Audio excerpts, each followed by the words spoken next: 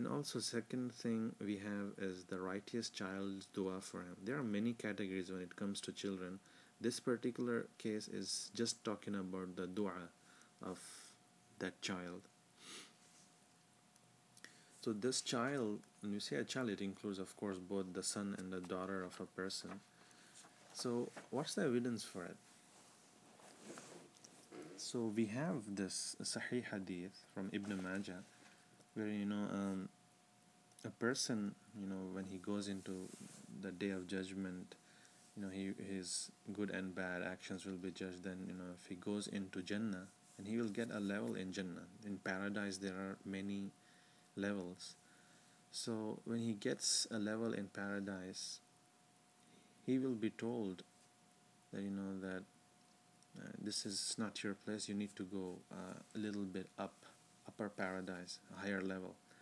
So that person will ask, how did I get to this paradise? Then he will be told, your son made dua for your forgiveness.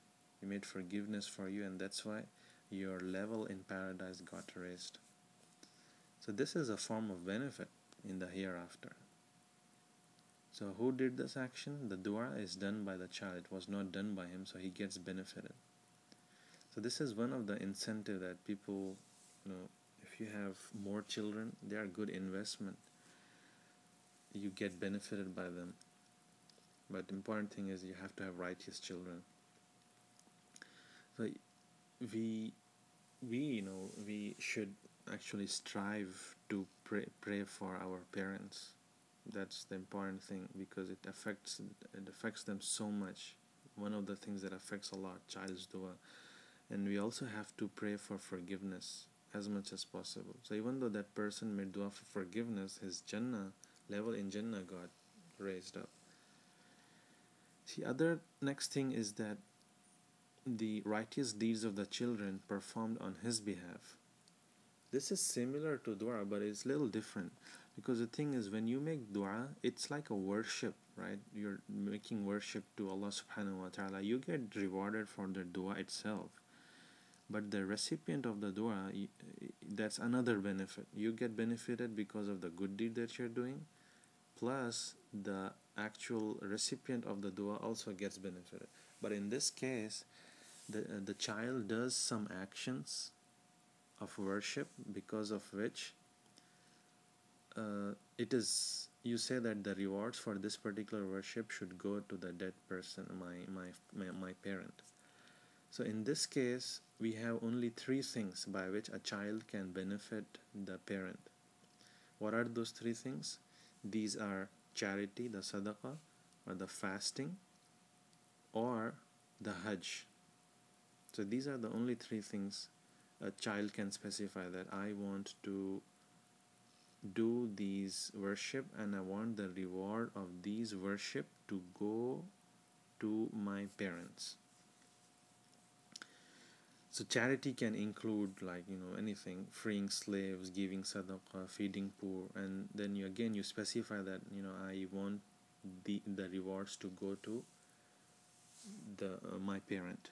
And same thing for fasting, we will talk about fasting more, but voluntary fasting, that the reward you can specify that I want it to go for my parents. And hajj as well. What is the evidence for it? We have evidence from a Hasan hadith from Abu Dawood, where a man came to Prophet Muhammad that I want to benefit my father, do this and that. But he was not a Muslim. His father was not a Muslim. His son was a Muslim. So he wanted to ask Prophet Muhammad, can I benefit my father in some way?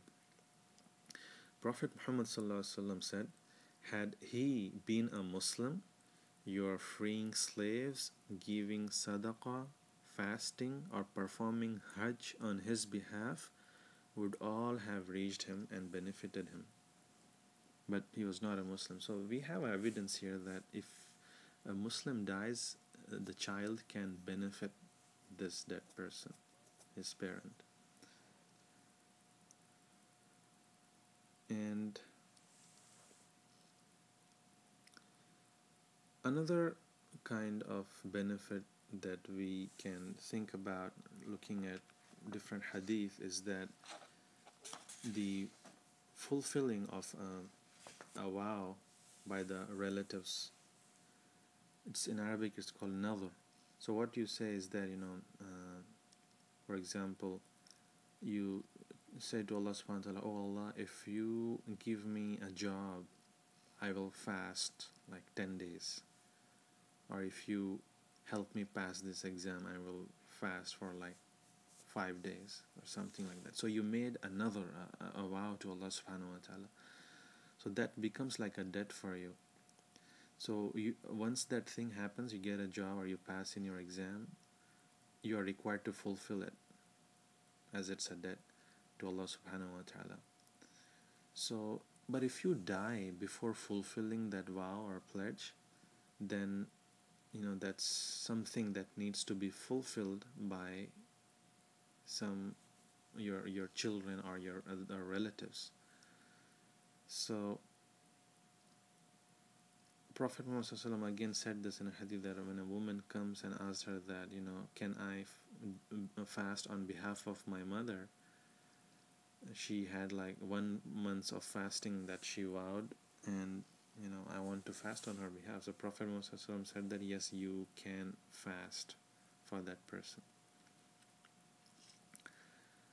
And similar thing is about paying off the debts of a person. He took money from somebody, now he died. His children or his relatives should take care of this debt. Otherwise, he gets punished in the grave. So we have again evidence from Musnad Ahmad Hassan hadith, where it's a long hadith where Prophet Muhammad said to the Sahabi that he delayed giving the debt of this dead person. He said, I will take care of it, I'll pay on his behalf. He delayed for 1 or 2 days.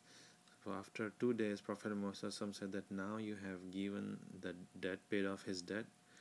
Now he now have you cool down his skin from punishment.